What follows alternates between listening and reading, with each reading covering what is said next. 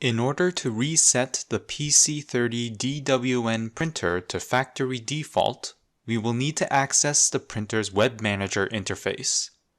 To do so, while the printer is in idle mode, hold the Cancel button to have the scanner print out the system page. On this page, you will find the printer's built-in Wi-Fi hotspot SSID or name listed under Wi-Fi as shown. Also note the IP address listed above it.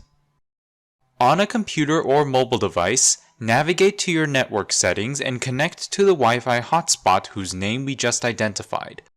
Connect to this hotspot as you would any other Wi-Fi network.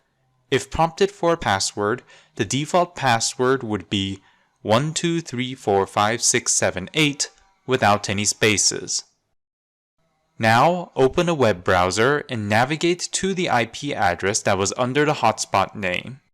On the scanner's Web Manager page, navigate to System Settings and then click the Factory Default button.